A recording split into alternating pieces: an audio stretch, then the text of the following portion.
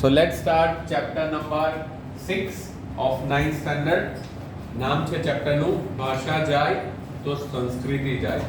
ભાષાનો મતલબ થાય લેંગ્વેજ અને સંસ્કૃતનો મતલબ થાય કલ્ચર. શું થાય? કલ્ચર. બોલો. ફાધર વાલેસ એ લેખક છે. ફાધર વાલેસનો જન્મ ક્યાં થયો હતો? તો કે સ્પેનમાં થયો હતો. એમનું આખું નામ હતું કાર્લોસ જી વાલેસ અને તેમનો જન્મ લાગ્રોનો સ્પેનની અંદર થયો હતો. તો he is a Spanish person, does not belong to India. પણ અમદાવાદની અંદર આપણે સેન્ટ ઝેવિયર્સ કોલેજમાં ગણિતના અધ્યાપક એટલે પ્રોફેસર તરીકેની કામગીરી કરી હતી. સદાચાર અને વ્યક્તિત્વ ઘડતર, જીવન દર્શન, કોલેજ જીવન, ચરિત્ર એટલે કેરેક્ટર યજ્ઞ, સંસ્કાર તીર્થ, લગ્ન સાગર, ગાંધીજી અને નવી પેઢી આખું એક જ નામ છે, ધર્મ મંગલ, સંસાર સાધના વગેરે તેમના મહત્વના નિબંધ સંગ્રહો છે. તો તમે જુઓ તો ભારતીય સંસ્કૃતિ પર મેક્સિમમ એમણે લખેલું છે. Though he does not belong to India, પણ છતાં પણ ઇન્ડિયન કલ્ચર માટે આપણે ઘણી બધી વસ્તુ લખેલી છે. ધર્મ મંગલ નામનો વિષય હોય કે સંસ્કાર તીર્થ હોય કે ચારિત્ર યજ્ઞ હોય, તો આ બધી વસ્તુઓ એમના માટે લખવી આમ જોવા જઈએ તો નેક્સ્ટ ઇમ્પોસિબલ છે for a foreigner. But since the foreigner made India his own country, અને નવાઈની વાત તો એ છે કે not only India but he stayed in Gujarat, અને બધી કેવા ગયા? ગુજરાતી એક રીતે જોવા જઈએ વગેરે તેમના મહત્વના નિબંધ સંગ્રહ છે. ગુજરાતીમાં સાદગીની શોભા છે અને ગુજરાતી સાહિત્ય અકાદમી પુરસ્કાર જે એકેડમીનો જે પ્રાઇઝ મળે, જે ખાસ કરીને રણજીતરામ સુવર્ણચંદ્રક અને આ મેઇન સાહિત્ય અકાદમી, આ બે મેઇન લિટરેચરની અંદર બહુ મોટા પ્રાઇઝ કહેવાય તે અમને મળેલા છે ગુજરાતી લિટરેચરની અંદર.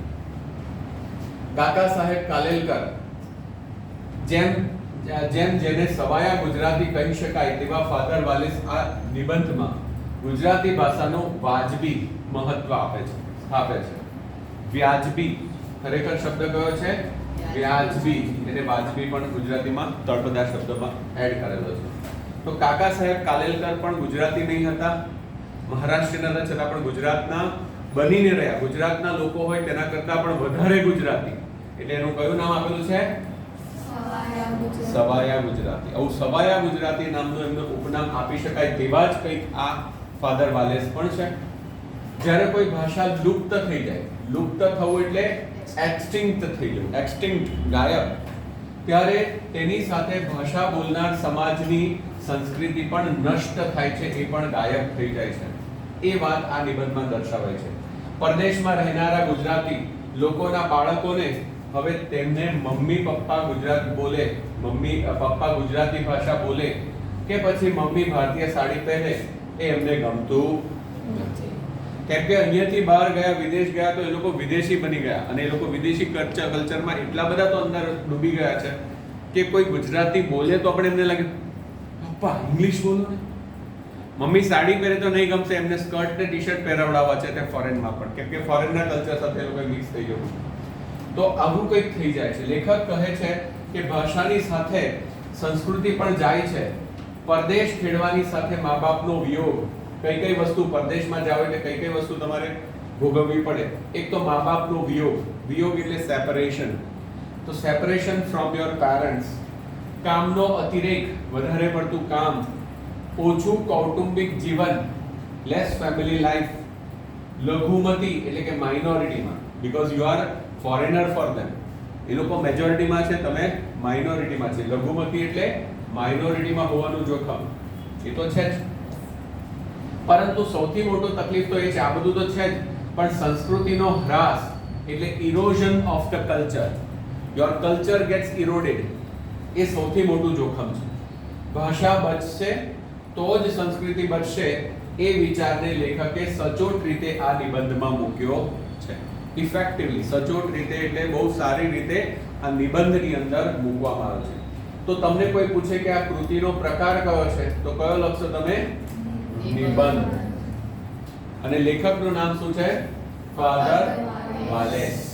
એમનો જન્મ ક્યાં થયો તે પણ પૂછી શકાય, તો લાગ્રોનો નામની જગ્યા છે. કઈ જગ્યાએ? સ્પેનની અંદર. So he is a French person.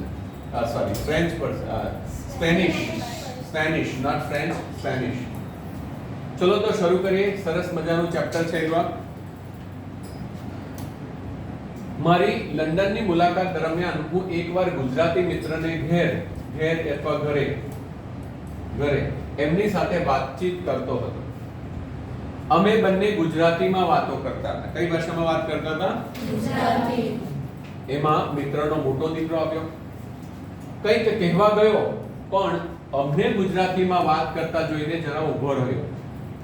બોલવા તો ગયો, પણ he hesitated a little bit. આ બે જણા ગુજરાતીમાં વાત કરતા હતા એટલે એ થોડો હેઝિટેટ થયો. મોં ઉપર અણગમો બતાવ્યો. અણગમો એટલે ડિસલાઇક. એને ગમ્યું નહીં આ લોકો ગુજરાતીમાં વાત કરતા હતા તે. પછી મારી હાજરીમાં જ પોતાના બાપને અંગ્રેજીમાં કહ્યું, પોતાના પિતાને કહ્યું અંગ્રેજીમાં, ફાધરની સાથે શું કામ ગુજરાતીમાં બોલો છો? એમને અંગ્રેજી આવડે છે, આ ફાધરની સાથે શું કામ તમે અંગ્રેજીમાં બોલો? ફાધર વાલેસ એટલે ક્રિશ્ચિયનમાં જે પેલા પ્રિસ્ટ હોય તેને ફાધર કહેવાય, ખબર છે? એટલે કે ફાધરની સાથે શું કામ તમે ગુજરાતીમાં બોલો છો? એમને અંગ્રેજી આવડે છે, યુ ટોક ઇન ઇંગ્લિશ. આવું ઇંગ્લિશમાં કીધું અને ગુસ્સાથી પીઠ ફેરવીને ત્યાંથી ચાલી ગયો. ગુસ્સાથી પીઠ ફેરવી એમ કરીને આગળ ચાલીએ. બીજા ઘરમાં અમે બધા બહાર જવા માટે તૈયાર થતા હતા. બીજા કોઈકના ઘરે, બીજા કોઈ ફ્રેન્ડને ત્યાં ગયા તો ત્યાં એ લોકો બહાર જવા માટે તૈયાર થતા હતા. ક્યાંક ફરવા જવાનો કાર્યક્રમ હતો. એમની મમ્મી આવી. ઓબ્વિયસલી ફરવા જવાના હોય તો બધા તૈયાર થઈને જ આવે. તો એણે એક સુંદર સાડી પહેરી હતી. શું પહેર્યું હતું? સાડી પહેરી. મોટો છોકરો એની પાસે ગયો, મમ્મી પાસે, અને લાડ અને ફરિયાદના મિશ્ર અવાજે, એક બાજુ પ્રેમથી અને એક બાજુ કમ્પ્લેનિંગ મોડમાં, બંનેના મિક્સ એટલે કમ્બાઇન્ડ અવાજે બોલ્યો, મમ્મી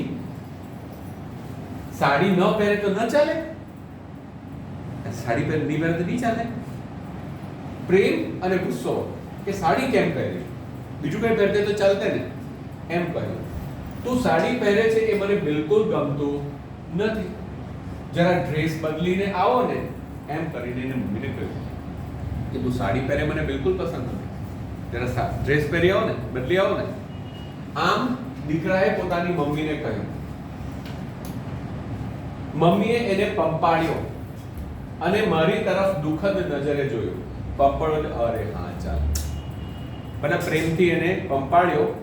પંપાળવું એટલે પેટ કરવું. અને નોટ ઓનલી ધેટ, અને એમણે શું જોયું? ફાધર વાલેસની તરફ દુઃખદ નજરે જોયું, સેડ નજરથી જોયું. સાડી તો નહીં જ બદલી, પણ મમ્મી બી જબરદસ્ત. મમ્મીએ સાડી તો બદલી નહીં. ત્રીજા એક ઘરમાં બહેનોનું મિલન હતું. બહેનોનું મિલન એટલે ગેટ ટુગેધર. મિલન એટલે ગેટ ટુગેધર. અને શરૂઆત પ્રાર્થનાથી કરવાની હતી કે ચલો ગેટ ટુગેધર છે, કોઈ પણ સારા કામની, શુભ કામની શરૂઆત આપણે મોટે ભાગે શું કરીએ? પ્રાર્થનાથી કરીએ. મેં સૂચવ્યું હતું કે અસત્યો માહેથી આ પ્રાર્થના બોલીએ, પણ યુવાન લોકોમાં કોઈએ પણ એ પ્રાર્થના મોડે ન હતી. એમ કીધું કે અસત્યો માહેથી કરીને પ્રાર્થના છે. તમને ખબર છે? નથી ખબર? તો જે પરિસ્થિતિના ફોરેનમાં છે, લગભગ એ જ પરિસ્થિતિ ઇન્ડિયામાં અને નહીં ઇન્ડિયામાં પણ, ગુજરાતમાં પણ ગુજરાતી લોકોની વચ્ચે છે. અસત્યો માહેથી પરમ સત્ય તું લઈ જા, ઊંડા અંધારેથી પરમ તેજે તું લઈ જા. આ પ્રાર્થના છે. પણ એ પ્રાર્થના તમને નથી ખ્યાલ? કોઈ યુવાનને મોઢે નહીં હતી. સંકોચ તો ન હતો, પણ આવડતી જ ન હતી. પછી બોલે શી રીતે? એવું નહીં હતું કે they were hesitated કે હારું અત્યારે પ્રાર્થના કેવી રીતે બોલ, આવડતી જ નહીં હતી. બોલવી હતી અને બોલવી હતી પણ આવડતી નહીં હતી બિલકુલ જ. એવું નહીં હતું કે હેઝિટેશન હતું કે નથી બોલવી. બોલવી તો હતી પણ આવડતી જ નહીં હતી. તકલીફ એ થઈ. હવે તમે સાંભળ્યું છે કે નથી સાંભળ્યું, આઈ ડોન્ટ નો, પણ સરસ મજાની પોએટ્રી છે. નથી સાંભળી પ્રાર્થના? ખરેખર નથી સાંભળી? ચલો તો એક કામ કરીએ,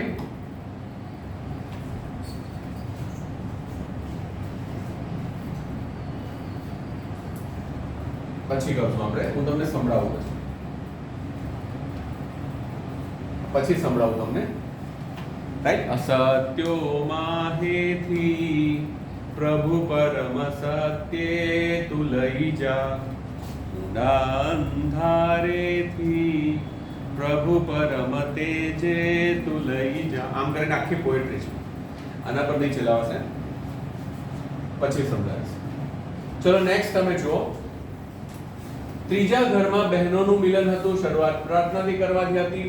મેં સૂચવ્યું કે પ્રાર્થના જ કરવી હોય તો આનાથી કરો, અસત્યો માહેથી. પણ એ લોકોને આ વસ્તુ આવડતી હતી.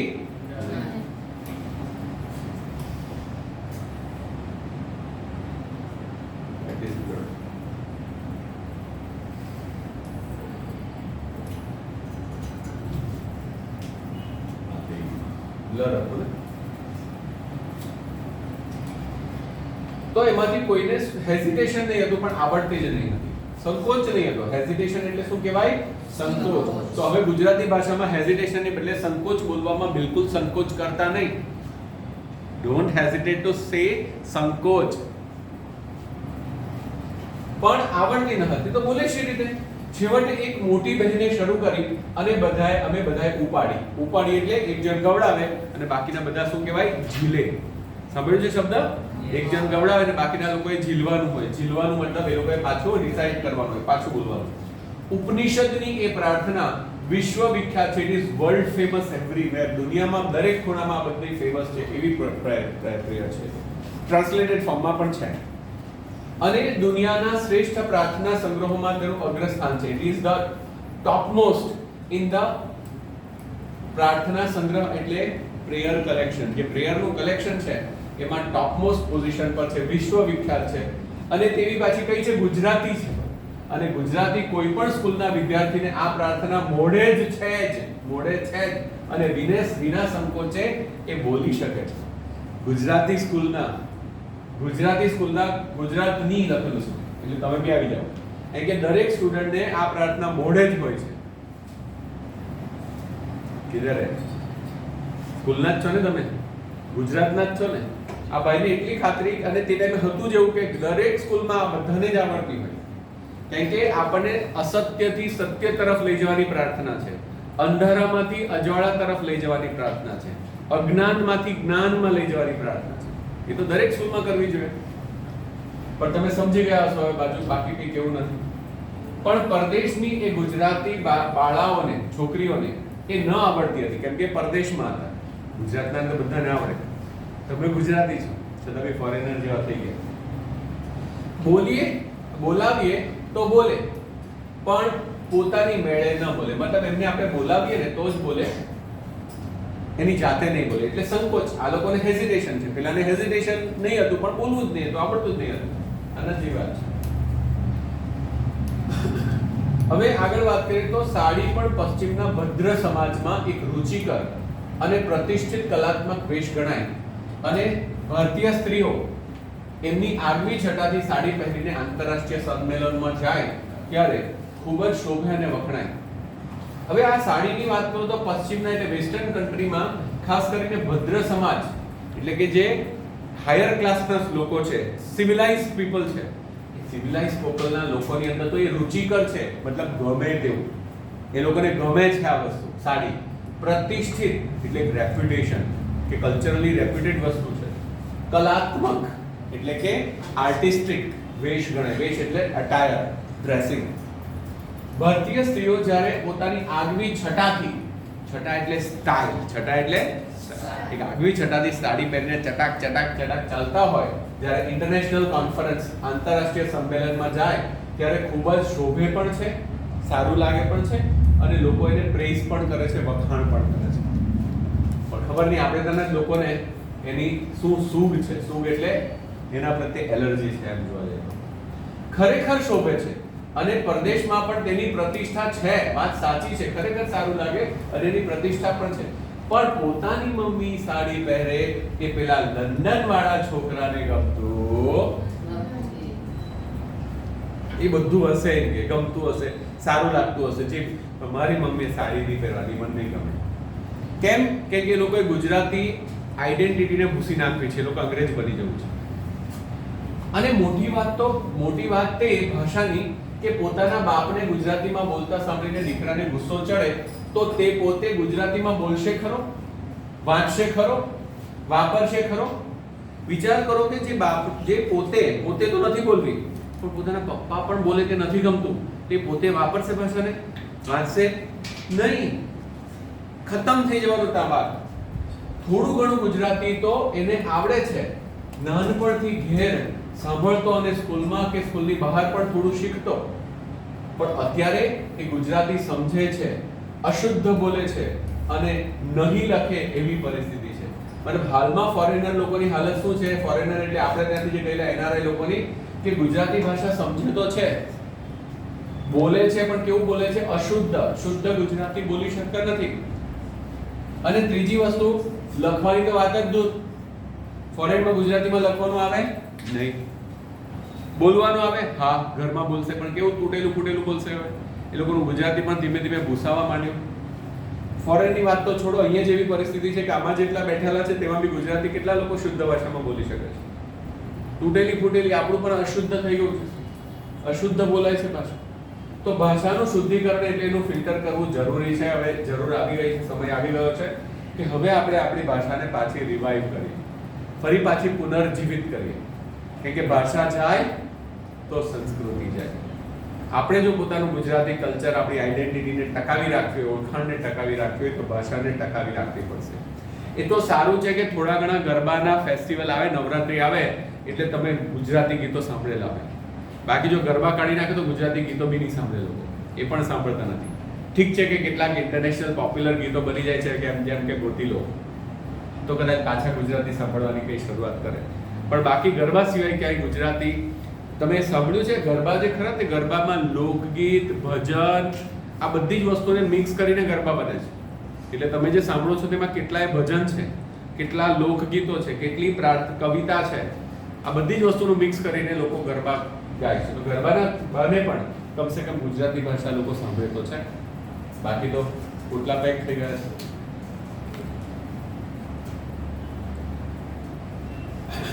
આફ્રિકાના એક મુલકમાં, મુલક એટલે મુલ્ક, મુલ્ક ગુજરાતી શબ્દ નથી, મુલ્ક,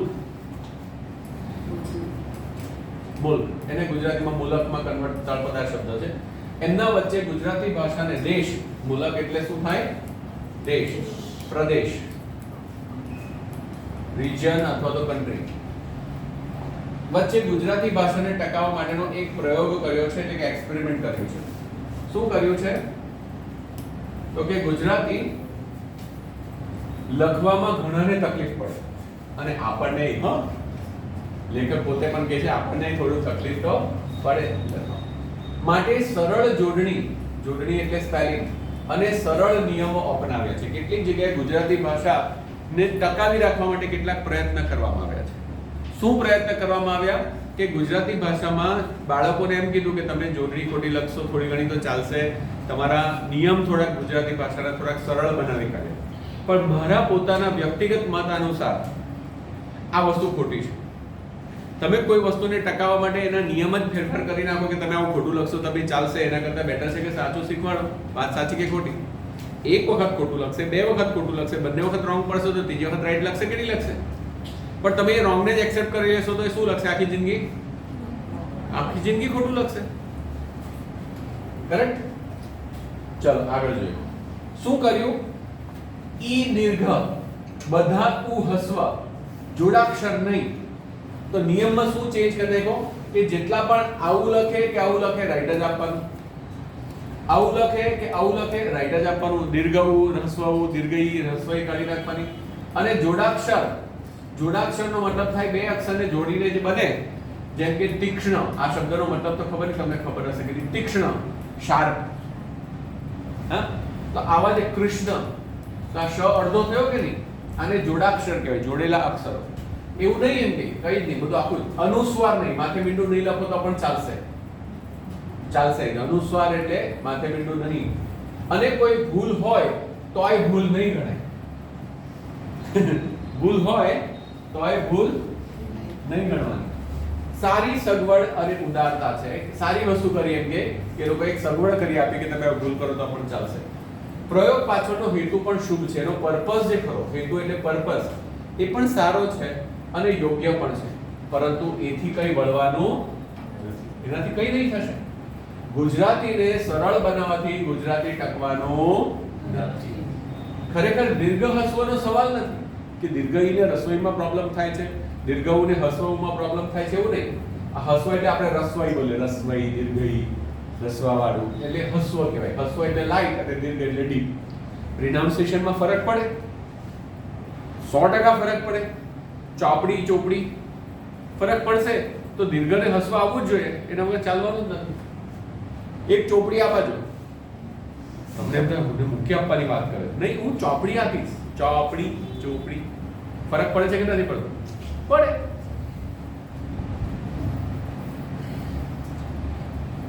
ગુજરાતીને સરળ બનાવવાથી કઈ સવાલ નથી. સવાલ ક ખ ગ નો છે. ક ખ ગ ગ એટલે બેઝિક પ્રોબ્લેમ છે. લોકો ગુજરાતીથી દૂર ભાગે છે. એટલે કે આખી ભાષાનો સવાલ છે. અને ભાષા જાય, ભાષા તો જાય, એ ટકે કે ન ટકે, પરંતુ પરદેશમાં એ ન ટકે. એટલે એમ કે છે કે ભાષા આપણે ત્યાં જાય તો ઠીક છે, એ ટકે કે નહીં ટકે, પણ પરદેશમાં તો એમ કે ના જ પાડે છે. લેખક જે ખરા એ ખૂબ જ પેસિમિસ્ટિક છે, એમ કે છે કે નહીં, પરદેશમાં તો ભાષા ટકવાનો કોઈ ચાન્સ દેખાતો પરદેશના ગુજરાતીઓના આમંત્રણથી તેઓ વસે છે. મતલબ પરદેશમાં ગુજરાતી લોકો આ ફાધર વાલેસને પોતાના ઘરે બોલાવે છે, આમંત્રણ આપે છે, ઇન્વિટેશન આપે છે, એટલે ત્યાં જાય છે. અને એવા અનેક દેશમાં હું ગયો છું, જ્યાં પણ ગુજરાતી લોકો વસતા હોય ત્યાં એવા ઘણા બધા દેશોમાં એમની સાથે ગયા છે, એમની જોડે ભણ્યો છું, ચર્ચાઓ એટલે કે ડિબેટ કરી છે, વ્યાખ્યાનો એટલે લેક્ચર પણ આપ્યા છે ફાધર વાલેસે. અને એમને સીધી વાત કરવાની હજુ સુધી મારી હિંમત ચાલતી નહીં હતી.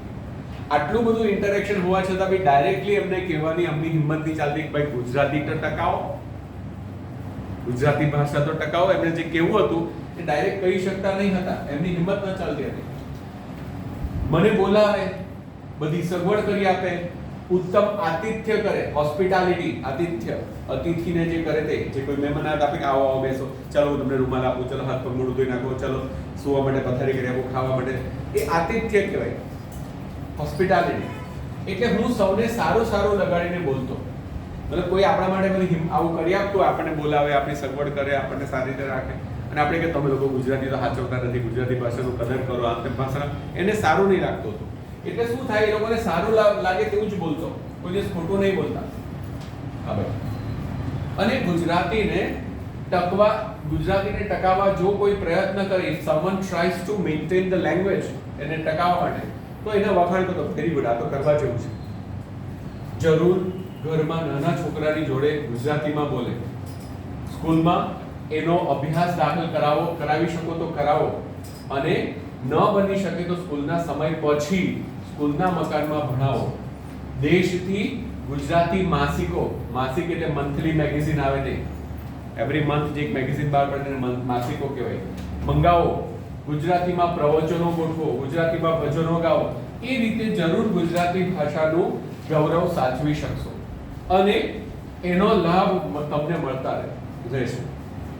એટલે ખરેખર ગુજરાતી કરાવવું હોય, ગુજરાતીને ટકાવવું હોય તો શું કરવાનું? પહેલી વસ્તુ, નાના છોકરાઓની જોડે કઈ ભાષામાં વાત કરવાની? ગુજરાતીમાં વાત કરો. પછી સ્કૂલમાં જો તમે એનો અભ્યાસ દાખલ કરાવી શકો કે ગુજરાતી સબ્જેક્ટ હોય ઓપ્શન, લેવડાવો. અને એવું ન બની શકે તો સ્કૂલના સમય પછી અને સ્કૂલના જ મકાનમાં ભણાવો, કે સ્કૂલનો ટાઈમ પતી જાય પછી એ લોકોને ગુજરાતી શીખવાડો. હા, તે સિવાય બીજું શું કરી શકાય? મંથલી મેગેઝિન આવતા ગુજરાતીમાં તે બંગાવો કરે, પ્રવચન એટલે લેક્ચર્સ અરેન્જ કરો, ભજનો ગાઓ. એ રીતે તમે જરૂરથી ગુજરાતી ભાષાનું ગૌરવ સાચવી શકશો અને તેના લાભ મળશે. રાઈટ? આપણે ત્યાં પણ અલગ અલગ ફેસ્ટિવલ આવે ત્યારે આપણે ગુજરાતી ભાષાનો વાપરીએ છીએ, આપણે ઉપયોગ કરીએ છીએ. બાકી ફેસ્ટિવલ જાય એટલે પાછી વાર્તા પૂરી થઈ જાય. મેં તમને નવરાત્રીનું એક એક્ઝામ્પલ આપ્યું. ગણપતિનું જે આવે 10 દિવસ, તેમાં પણ કદાચ ગુજરાતીમાં થોડું ઘણું ગીતો પ્રાર્થના ગાતા હશે, બાકી તો પછી ગુજરાતીના પોટલા પેક થઈ જતા હશે. સાચી વાત કે ખોટી વાત?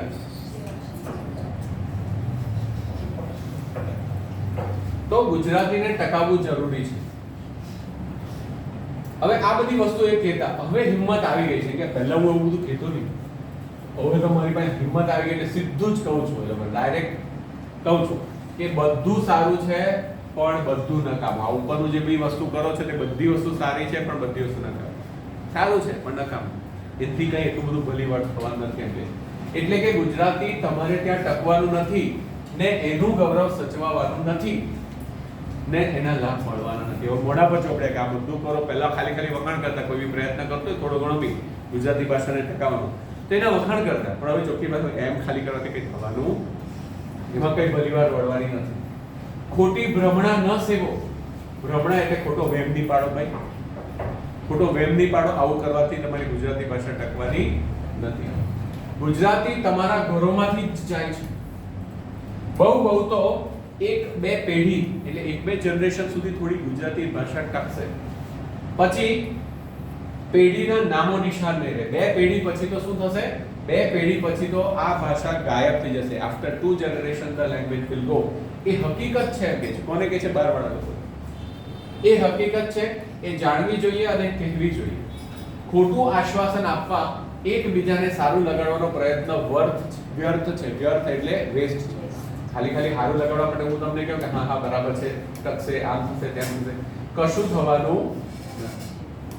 હમણાં પરદેશ જઈ આવેલા એક આત્મીય ગુજરાતી સાક્ષરની સાથે વાતચીત થતી હતી. મારો કોઈ જાણીતા આત્મીય એટલે પોતાને ગુજરાતી અને સાક્ષર એટલે ભણેલા વ્યક્તિ સાથે વાતચીત થતી હતી. એમાં આ વાત નીકળી ભાષા ટકાવવાની બાબત, અને તેઓ ભારપૂર્વક કહેતા કે પરદેશમાં વસતા આપણા ભાઈઓએ જેમ તેમ કરીને ગુજરાતીનું જ્ઞાન ચાલુ રાખવું પડશે, નહીં તો એ લોકો નરસિંહ મીરાને, અરે સુંદરમ, રાજેન્દ્ર મકરંદને કેવી રીતે વાંચશે? આ બધા લેખકોના નામ છે, કવિઓના નામ છે. સુંદરમ, રાજેન્દ્ર, મકરંદ દવે, નરસિંહ મહેતા, મીરાબાઈ, આમણે લખેલી કૃતિઓને કોણ વાંચશે? કેવી રીતે વાંચશે? ભાષા જ જો નહીં ટકશે તો. મેં ધીરેથી કહ્યું, વાંચતા જ નથી. વાંચતા આવડે છે તો પણ વાંચતા જ નથી. એવું નથી કે આ હશે વાંચવા માટે ગુજરાતી આવડે તો છે ગુજરાતી, પણ વાંચતા નથી. એવા પણ છે કેટલાક લોકો, રાઈટ? અને મીરા અને નરસિંહ વિશે તો હજી થોડું ઘણું મોટું જાણે, કારણ કે થોડી ઘણી પ્રાર્થનામાં આવતું હશે નરસિંહ મહેતાનું કે મીરાબાઈ. પણ સુંદરમ, રાજેન્દ્ર, મકરંદ વિશે પરદેશમાં જન્મેલા ગુજરાતી યુવાનને પૂછો તો આપણે નામ પણ નહીં સાંભળ્યા હોય. કદાચ તમારા કેસમાં બી એવું હશે, કોઈ પોએમ આવેલી હશે કદાચ તો ખબર હશે, બાકી તમને એ પણ નહીં ખબર હશે કે આ કોણ, આ કોણ, સુંદર, એ કોણ, ઉપનામ છે સુંદર. પછી વાંચવાની વાત જ ક્યાં નહીં. કોઈ કહેશે કે ભાષા જાય તો ભલે જાય, એમાં શું? અંગ્રેજી ક્યાં ખોટી ભાષા છે કે બીજી કોઈની જરૂર પડે? કોઈ એમ કે જાય તો જાય, અંગ્રેજી ભાષા આવડતી જ છે, શું ખોટું છે? પણ ગુજરાતી જાય તો ભલે જાય, ચલાવી લઈશું એમ કે એવું પણ કહેવા વાળા લોકો છે. તો ભાષા જાય તેનું દુઃખ છે, પણ ભાષા જાય તેમાં મોટું દુઃખ શું છે? મોટું દુઃખની ચિંતા એ છે કે ભાષા તો એકલી નહીં જાય. ભાષા જાય તો માતૃભાષા જાય. ભાષા જાય, માતૃભાષા જાય, દેશની અને કુટુંબની અને બાપ દાદાઓની એ ભાષા જાય. આપણા ફેમિલી એન્સેસ્ટ્રલ લેંગ્વેજ જશે, કુટુંબના સભ્યોમાંથી જાય, ફેમિલી મેમ્બર્સમાંથી ભાષા જશે. એની આવડત, એટલે બોલવાની આવડત જશે. સમજણ જાય એટલે ગુજરાતીની અન્ડરસ્ટેન્ડિંગ જતી રહેશે. એનો ઉપયોગ જાય એટલે કે યુઝ છોડી દેશે. ત્યારે એની સાથે મૂળ દેશ સાથેનો સંપર્ક પણ જાય, એટલે કે આપણા ઓરિજિનલ કન્ટ્રી સાથેનો કોન્ટેક્ટ જતો રહેશે. અને વારસાગત સંસ્કૃતિ સાથેનો સંપર્ક જાય, સંસ્કારો જાય. મૂળિયા એટલે આપણા રૂટ, કલ્ચર, આપણા સંસ્કાર એટલે આપણે શું થાય? સંસ્કારો, આપણા સંસ્કાર એટલે આપણા ગુડ મેનર્સ, આપણા ગુડ સંસ્કારો, આપણા વર્ચ્યુઝ જશે. ઇતિહાસનો અને ભૂતકાળનો અને હૃદયનો એક કટકો જાય. ભાષા જાય તો સંસ્કાર જાય, ઇતિહાસ જાય, એટલે કે ભૂતકાળ પાસ્ટ આપણું જતું રહેશે, અને હૃદયનો કટકો જાય. એની મોટી ખોટ છે, અને આ ખોટ કે નાની મોટી નથી. It's a big loss, huge loss. ભાષા અને સંસ્કૃતિ એકબીજાની સાથે એવી તો સંકળાયેલી છે, સંકળાયેલી એટલે એસોસિએટેડ છે કે એક જાય તો બીજી જાય. ભાષા જાય તો બોલો, ભાષા જાય તો સંસ્કૃત જાય. સંસ્કૃત નહીં જાય, સંસ્કૃતિ જાય. ભાષા એ સંસ્કૃતિનું તટસ્થ વાહન નથી, અને ભાષા is not a neutral thing. ભાષા અને સંસ્કૃતિ એકબીજા સાથે એસોસિએટેડ છે, બનાયેલા છે, એકબીજાની સાથે ઓતપ્રોત છે, ઇમિસિબલ. એકબીજા સાથે એવી રીતે બનાયેલા છે કે જે ઓતપ્રોત રીતે બનાયેલા છે, એક થયેલી છે. આર્ય સંસ્કૃતિ, આપણી જે આર્યન સિવિલાઇઝેશન છે, આર્ય ભાષાઓ માં જ ટકે. આર્ય ભાષાને ટકાવી હોય તો આર્ય સંસ્કૃતિમાં જ ટકે, બીજી રીતે ના ટકે. એક પ્રયોગ કરવો હોય તો ગીતાજીના સ્થિત પ્રજ્ઞાના લક્ષણો તમે ગુજરાતીમાં બોલો. જે આપણા ગીતામાં જે લખેલા જે સૂચનો છે, નિયમ છે, રૂલ છે, એને તમે ગુજરાતીમાં બોલો અને સંસ્કૃત આવડે તો સંસ્કૃતમાં બોલો. દિલમાં અનેરા આનંદ, શાંતિ અને સાત્વિકતાનો અનુભવ થશે. સાત્વિકતા એટલે પ્યોરનેસ, પાયસનેસ લાગશે, શાંતિ લાગશે, આનંદ લાગશે જો એને ઓરિજિનલ નેટિવ લેંગ્વેજમાં બોલો તો. અને અંગ્રેજીમાં એ જ વસ્તુ વાંચો તો એવું કશું લાગતું જ નથી. એ જ વસ્તુ, રૂલ એના એ જ છે, નોલેજ એનું એ જ છે, પણ એ જ નોલેજ તમે ઇંગ્લિશમાં વાંચો તો એનો એટલો અર્થ નહીં નીકળશે, એટલી મજા નહીં આવશે, એટલું સારું નહીં લાગશે. સાત્વિકતા મિસિંગ છે. ભાષાનું જોર છે જે તે સંસ્કૃતિમાંથી આવી છે એની સાથે એકરૂપ થયેલી હોય છે. માટે એ જો જાય તો સંસ્કારો પણ ઘસડીને લઈ જાય. આપણા કલ્ચર, આપણા સંસ્કારો, આપણા રૂલ્સ એન્ડ રેગ્યુલેશન, રૂટ્સ, બધી જ વસ્તુ જતી રહેશે. એટલે ક્યારેય ભાષા એકલી જતી નથી. ભાષા જાય તો ભાષા, ગુજરાતી ભાષા જાય તો સંસ્કૃતિને પણ સાથે લઈ જાય. એટલે ગુજરાતી કલ્ચર ખતમ થઈ જાય. એ કઈ ઓછું જોખમ નથી. It's not less risky. ઘણું રિસ્કી છે. મારી મૂળ વાત ફરી એકવાર સ્પષ્ટ કરો. Let me clarify myself first once again. તમે પરદેશમાં ન જાઓ એમ હું નથી કહેતો. I am not saying that you don't go to the foreign, but ત્યાં ન રહો એમ પણ નથી કહેતો. તમારી ઈચ્છા હોય તો જરૂર જશો અને રહેશો પણ ખરા, નો પ્રોબ્લેમ. પણ જશો તો પૂરો વિચાર કરીને જજો, રહેશો તો પણ પૂરો વિચાર કરીને રહેશો. શું મળે છે અને શું જાય છે, શું લાભ છે અને શું નુકસાન છે, કોન્ટ્રાસ્ટ કર્યો છે. શું જાય છે, શું મળે છે, શું લાભ છે, શું નુકસાન છે, શાની આશા છે અને શાનો ચોક્કસ ભારે મોટો ભાગ છે એ બરાબર જોજો. તમે શું મેળવવા જઈ રહ્યા છો, તમે શું મેળવવાની આશાએ જઈ રહ્યા છો એ બરાબર જોજો. જમા ખાતે ઠીક રકમ છે એટલે ફાયદાની વાત ઘણી બધી છે. જમા ખાતે ઘણું બધું છે, પણ સાથે સાથે નુકસાન એટલે કે ગયા ખાતે એટલે જા ખાતે કહેવાય. નુકસાન પણ ઘણું બધું છે, એ પણ ઓછું નથી. ફાયદા તો છે જ, પણ નુકસાન પણ કઈ ઓછું નથી. સાનું નુકસાન? બહાર જવાથી જે નુકસાન છે. ફાયદો તો છે જ, પણ નુકસાન પણ કઈ ઓછું નથી. બંને પક્ષ બરાબર તપાસજો. બંને સાઈડ, ફાયદો શું, નુકસાન, સાઈડ, પ્રોઝ એન્ડ કોન્સ કહેવાય. બંને બરાબર તપાસજો. અને પછી જવું હોય તો જરૂર જજો. આંખો બંધ કરીને નહીં જતા. તમને થાય ખબર પડે, હા ઇટ્સ અ કેલિબ્રેટેડ રિસ્ક. તમને ખબર છે આ રિસ્ક છે, એ રિસ્ક લેવું હોય તો જજો. બીજાઓના અનુકરણથી કે ફેશનના જોરથી, પૈસાના મોહથી, પ્રતિષ્ઠાની ભૂખથી તો નહીં જાઓ. કઈ વસ્તુથી નહીં જવાનું કહે છે કે તમે પૈસાની ભૂખ, બીજાઓનું અનુકરણ, દેખાદેખી, અનુકરણ એટલે કોપી કરવી, ફેશનને કારણે, પૈસાના મોહથી કે તમારે જે તો બહુ પૈસા મળે, ડોલર, પ્રતિષ્ઠાની ભૂખ, ફેમ, ઇજ્જત, એના માટે નહીં જાઓ. Don't go for that. અને સાચા કારણથી જવાનો વિચાર કરો. ક્યારે પણ જવાથી કેવા ગેરલાભ છે એનો પૂરો ખ્યાલ કરજો. અને કોઈ સારા પર્પઝ માટે જાઓ તો પણ એટલું યાદ રાખજો કે શું ગેરલાભ છે, વોટ આર ધ કોન્સ એટલે કે નુકસાન કયા છે એનો પણ પૂરો ખ્યાલ રાખજો. બી અવેર ઓફ ધેટ.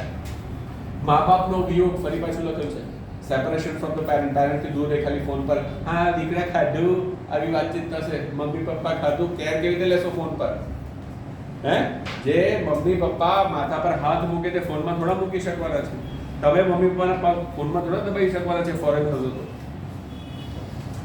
કામનો અતિરેક. ત્યાં જાઓ એટલે ગધેડાની જેમ કામ કરવાની તૈયારી રાખવી જોઈએ. જે ગયા છે તેમને પૂછી જો, ત્યાં યુ કેનોટ સ્ટે આઇડલ. નવરા બેસી જ નહીં શકાય, પોસાય જ નહીં. ઓછું કૌટુંબિક જીવન, લેસ ફેમિલી લાઈફ. મેં એવા લોકોને જોયા છે કે હસબન્ડ અને વાઈફ અલગ અલગ નોકરી કરતા હોય. એક જાય ત્યારે એક ઘરે હોય, એવી જ નોકરી લેવી પડે. પછી એ આવે ત્યારે બીજું જાય. વચ્ચે એ લોકોની પાસે અડધો કલાકનો ટાઈમ મળે. Is that a family life? Is that what you call the life? લઘુમતીના જોખમ. ત્યાં તમે માઇનોરિટીમાં રહેશો. અહીંયા હોય તો હકથી રહીએ. બરોડ કોઈ આવલે નહીં કે આપણે ક્યાં અમારો દેશ છે ભાઈ. એ લોકો એવું કહે છે કે અમારો છે, તમે ફૂટો નથી. તમે જોયું હશે ઓસ્ટ્રેલિયામાં ઘણા બધા ગુજરાતી લોકો કે ઇન્ડિયન લોકો સાથે ડિસ્ક્રિમિનેશન થાય. This is our country. એ લોકો માઇનોરિટીમાં હોય એટલે આપણે ઘણા લોકો તો શૂટ કરી દે છે ખબર છે યુએસએમાં કેટલા ગુજરાતીઓ હોય કે ઇન્ડિયન્સને, ઓસ્ટ્રેલિયામાં કેટલા એટલે એને શું કહે ડિસ્ક્રિમિનેશન કરે, રેસિઝમ થાય. આપણે આપણા દેશમાં સુરક્ષિત છે.